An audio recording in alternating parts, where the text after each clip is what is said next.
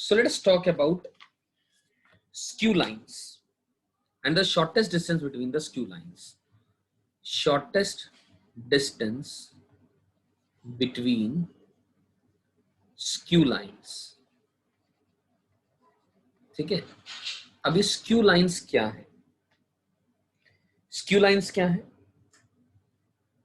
ध्यान से सुने कि देखो, हम सिंपल सी बात करें कि दो लाइंस अगर एक प्लेन में है, दो लाइंस अगर एक प्लेन में है, या तो वो पैरेलल होंगी, या वो ओवरलैपिंग होंगी, या वो इंटरसेक्टिंग होंगी। तीन ही बातें हो सकती हैं, राइट? या इस बात का उल्टा भी बोलूंगा कि दो इंटरसेक्टिंग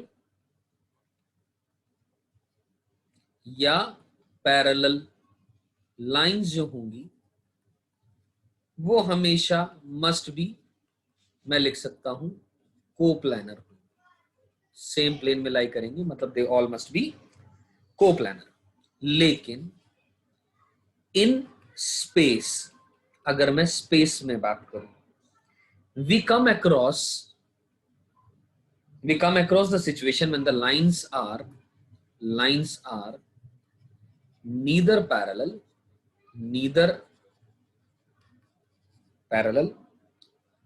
nor intersecting, ना तो पैरेलल है और ना ही वो इंटरसेक्टिंग है। ठीक, जैसे कि ऐसी कुछ लाइनें हम बात कर सकते हैं, लाइक फ्लाइट पाथ्स। एग्जाम्पल हम बोल सकते हैं flight paths of two planes. I am sure आपको मेरी बात समझ में आई होगी। इसको आप अपने आप विजुअलाइज करें, एक ये लाइन आ रही है और एक ऐसी कुछ लाइन जा रही है जो कि आप समझ रहे होंगे स्पेस के अंदर में, और दोनों कभी भी एक दूसरे को काट नहीं रही है। ठीक है, और एक चीज ध्यान रहे, फ्री वेक्टर अलग चीज होती है। ये ए वेक्टर है, मान लो, इस वेक्टर को उठा करके इसके पैरेलल रख दूंगा, कोई फर्क नहीं पड़ेगा। लेकिन फ्री लाइन नाम की कोई चीज नहीं होती। फ्री वेक्टर है वो, they can be shifted from one place to the another, there is no change. लेकिन एक लाइन की अगर मैं बात करूं, इस पे बहुत सारे वेक्टर्स लाई कर रहे हैं। ये रहा, ये एक वेक्टर है, यहां से यहां तक की बात करूंगा, दूसरा वेक्टर है। तो ये वेक्टर्स हैं, वो फ्री नहीं है, वो पैरेलली ऐसे फ्री वेक्टर की तरह उठा करके एक दूसरी जगह पर नहीं ले जाए जा सकते, राइट? ओके, तो ऐसी जो स्क्यू लाइंस होती हैं, वो कब पाई जाती हैं? They are non coplanar. मैं लिख दे रहा हूं, they are non coplanar lines. वो एक प्लेन में नहीं लाई करती, तो इसीलिए उनको नॉन कोप्लानर लाइंस कहा जाता है। करेक्ट। अगली बात पे अगर मैं ऐड करूं, तो अब हम इन्हीं के बीच में शॉर्टेस्ट डिस्टेंस निकाल रहे हैं। इन्हीं के बीच में क्या निकाल रहे हैं? डिस्टेंस नहीं निकाल रहे हैं, शॉर्टेस्ट डिस्टेंस निकाल रहे हैं। Shortest distance between two skew lines, वो क्या होगा? एक लाइन लिख रहा हूं मैं आगे, is the segment, it is the segment intercepted between the two lines and perpendicular to both। आराम से इस बात को सोचने का है, सोचने और समझने की बात है ये, क्योंकि एक बार एनालिसिस आपने एनालाइज कर ली है बात, तो it is not difficult to crack it. I'm repeatedly saying again, shortest distance between two skew lines। कौन सी स्क्यू लाइंस होती हैं? दो लाइनें जो पैरेलल या इंटरसेक्ट नहीं कर रही स्पेस में। आप अपने हाथ में दो पेन लें और उनके थ्रू सोचें। आप अपने हाथ में दो पेन्स ले सकते हैं, अलग अलग पेन लेंगे तो उससे समझ में आ जाएगा वो दोनों पेन आपको क्या समझा रहे हैं। एक तरीके से वो दोनों पेन स्क्यू लाइंस हैं। उन दोनों के बीच में जो डिस्टेंस होगा वो क्या होगा? इट इज द सेगमेंट इस बात को एनालाइज करना पड़ेगा। Segment intercepted between the two lines and perpendicular to both, इस बात को मैं ऐसे बोलूं, आप समझें बात को। लेट अस से ये एक लाइन, फर्स्ट वाली लाइन है L1, और लेट अस से ये लाइन L2 है, जो दोनों एक प्लेन में नहीं लाई कर रही हैं। बिल्कुल इस बात को ख्याल रख के रखिएगा, वरना एक प्लेन में लाई करेंगी तो दोनों इंटरसेक्ट ही कर जाएंगी, तो टोटल डिस्टेंस तो जीरो ही होगा, राइट। दो लाइंस अगर एक प्लेन में लाई कर रही हैं, या तो उनके बीच में डिस्टेंस जीरो होगा, या उनके बीच में डिस्टेंस कोई एक फाइनाइट वैल्यू होगी, क्योंकि वो पैरेलल होंगी, तो ही बातें हो सकती हैं। लेकिन ये स्क्यू लाइंस की बात हो रही है, ये तो ना नीदर पैरेलल है नॉर इंटरसेक्टिंग है। तो इन दोनों के बीच में जो डिस्टेंस है वो क्या है, आप ऐसे समझे, इट इज द सेगमेंट, ये वाला सेगमेंट। आप प्लीज इस बात को बहुत अच्छे से एनालाइज करिएगा जो मैं बताना चाह रहा हूं। It is the segment between these two lines, यहां से लेकर के यहां तक, यानी ये N1 पॉइंट और ये N2 point between the two lines and perpendicular to both.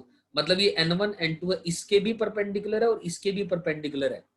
Please एक प्लेन में ऐसा नहीं हो सकता कि दो नॉन पैरेलल लाइंस हैं ये दोनों, और उनके बीच में एक लाइन बनाई गई परपेंडिकुलर आ गई, वो संभव नहीं है।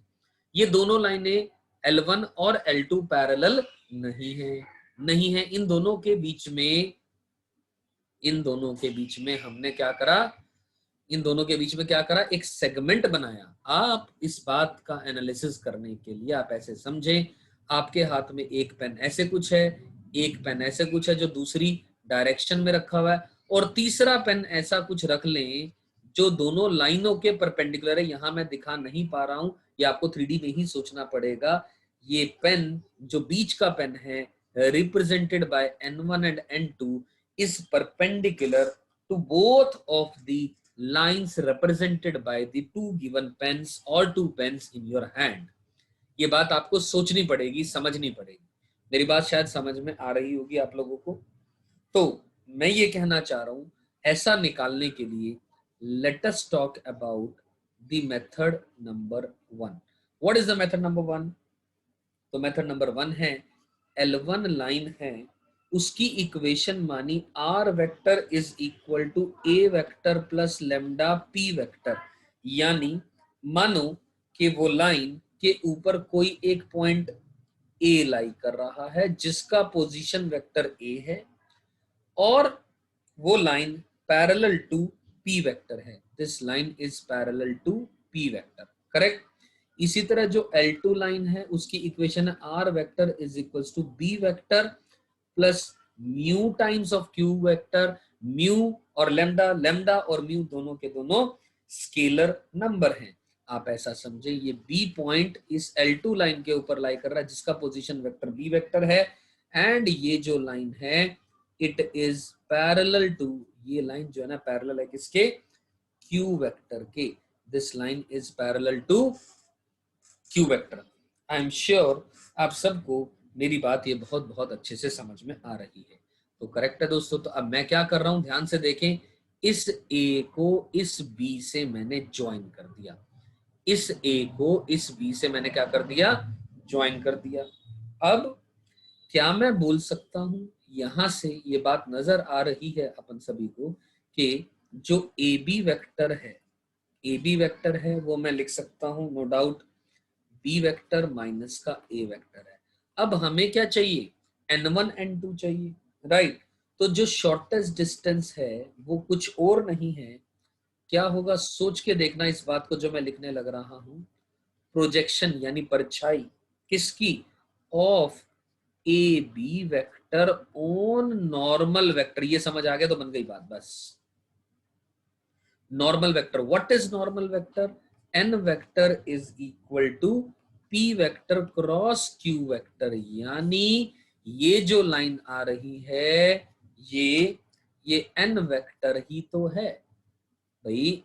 पी वेक्टर का क्यू वेक्टर के साथ क्रॉस ले रहे हो, तो ऐसा आपने वेक्टर प्रोडक्ट में पढ़ा हुआ है, ए क्रॉस बी वेक्टर आया जो वेक्टर, ये vector is perpendicular to A as well as B. ऐसा पढ़ा हुआ आप लोगों ने, ये ए वेक्टर है अगर और ये बी वेक्टर है अगर, ए क्रॉस बी एक ऐसा वेक्टर होता है जो इन दोनों के परपेंडिकुलर होता है, ऑब्वियसली वो डिफरेंट प्लेन में आ जाएगा, ये इसके परपेंडिकुलर है और ये इसके भी परपेंडिकुलर है, राइट फ्रेंड्स।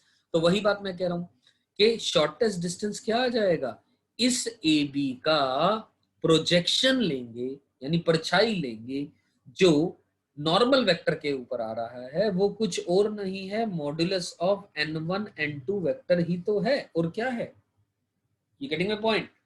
तो मेरा कहने का मतलब प्रोजेक्शन कैसे निकालते हैं हम, वो निकालेंगे ए बी वेक्टर का डॉट लिया n के साथ upon mod of n vector. Projection of A vector on B vector तो लेना अपने को आता है, कैसे, मान लो ये ए वेक्टर है, ये बी वेक्टर है और ये एंगल थीटा है, तो मान लो इसका प्रोजेक्शन लेना है तो वो क्या आएगा, mod of B cos theta आएगा, वो क्या आएगा, a dot b vector divided by modulus of a vector.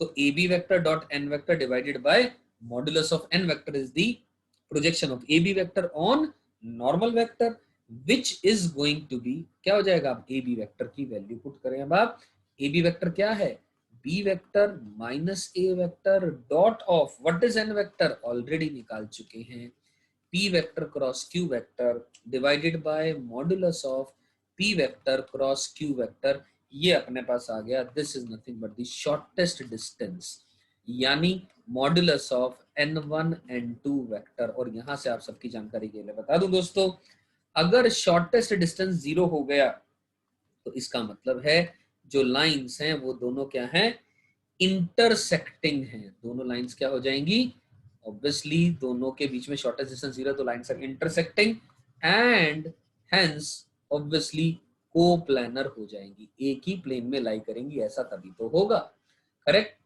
This was the method number 1 to crack और to understand this particular portion, how we calculated n1 n2 का modulus, right?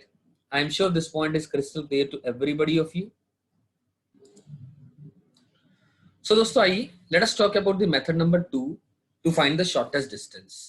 So here is the method number 2. क्या है method number 2, आइए बात करते हैं इस बारे में, wait a minute. Method number 2, position vector of n1, n1 का पोजीशन वेक्टर ध्यान दें, उसी डायग्राम पे चलते हैं दोबारा। n1 का पोजीशन वेक्टर क्या मैं लिख सकता हूं, a vector plus lambda p vector है, क्योंकि n1 जो है ना इसी लाइन के ऊपर लाई कर रहा है, किसी लेमडा के कोरस्पोंडिंग वैल्यू आ जाएगी, और इसी तरह n2 का भी पोजीशन वेक्टर अपन निकाल लेंगे, तो यानी ये बन जाएगा a vector plus lambda p vector, okay. Position vector of n2 की बात करूंगा तो b vector plus mu times of q vector, सही है। अब n1 n2 वेक्टर क्या बनेगा, b vector minus a vector plus mu q vector minus lambda p vector, ऐसा लिख सकता हूं, है ना।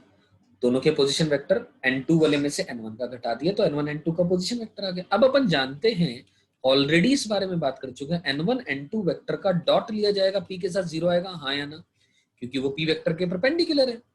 And similarly n1 n2 vector का डॉट अगर q वेक्टर के साथ लिया जाएगा 0 आएगा, तो दोस्तों मेरा काम हो चुका है, क्योंकि इसको सिंप्लीफाई करोगे तो, और इसको सिंप्लीफाई करोगे तो लेमडा और म्यू में दो इक्वेशन आ जाएंगी और दो ही तो अननोन है, तो यहाँ से लेमडा और म्यू की वैल्यू आ जाएगी।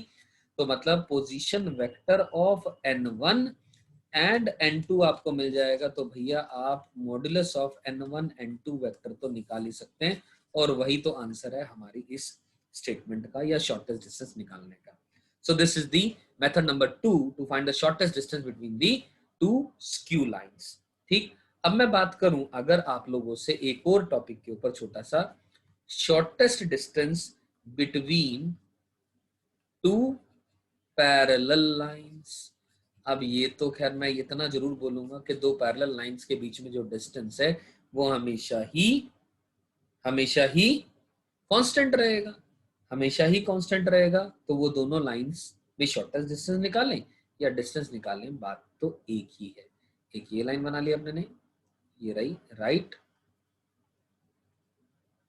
और दूसरा अब हम एक और लाइन ये बना सकते हैं, वेट अ सेकेंड,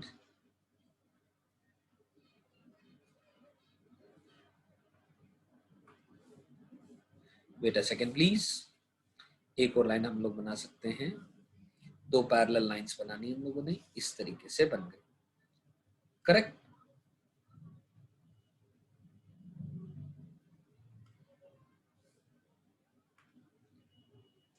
चलिए अब इनके बीच के डिस्टेंस की बात हो रही है। मान लो जो पहली लाइन है ये R vector is equal to A vector plus R vector is equal to A vector plus lambda C vector मानी इसकी इक्वेशन, और इसकी equation R vector is equal to B vector plus mu times of let's say C vector मान ली। ऐसा मान सकता हूँ क्योंकि दोनों सी वेक्टर के पैरेलल है, लेटस से वो ए वेक्टर से, ए वेक्टर कहीं ना कहीं इस लाइन के ऊपर लेटस से ए पॉइंट है जिसका पोजीशन वेक्टर ए वेक्टर है, और ये एक बी पॉइंट है जिसका की पोजीशन वेक्टर बी वेक्टर है, जो इन दोनों रिस्पेक्टिव लाइंस पे लाई कर रहा है। अब मैं क्या कर सकता हूँ, अब मैंने लेटस से इसको और इसको ज्वाइन कर दिया, राइट। और क्या कर सकते हैं हम लोग, यहां तक समझ में आती है बात, आई एम श्योर। और उसके बाद हम ये बात कर सकते हैं कि लेटस से ये लाइन बना दें, ठीक है ना। अब इसका मतलब क्या है, क्या सिग्निफिकेंस इसका, हमें पता है ये लाइन जो डी डिस्टेंस है इन दोनों के बीच में, ये इन दोनों लाइंस के परपेंडिकुलर लाइन है, या परपेंडिकुलर हमने कंस्ट्रक्शन करी तरीके से कह सकते हैं। लेटस से ये एंगल थीटा है, लेटस से ये एंगल क्या है, थीटा है। तो व्हाट इज डी हियर, अब हमने डी निकालना है। डी क्या है, modulus of A vector minus b vector times of sine theta, modulus of A vector minus का b vector times of sine theta. Simple trigonometry लगा सकते हैं हम लोग। और ये हम यहाँ ऐसा भी बोल सकते हैं कि भैया a vector minus b vector vector का क्रॉस लिया जाए किसके साथ में, ये भी सी वेक्टर है और ये भी सी वेक्टर है, इसका लिया जाए क्रॉस सी वेक्टर के साथ में divided by modulus of C vector. ये हमारे पास डिस्टेंस आ गया between the two parallel lines. I am sure this point is also clear to all of you.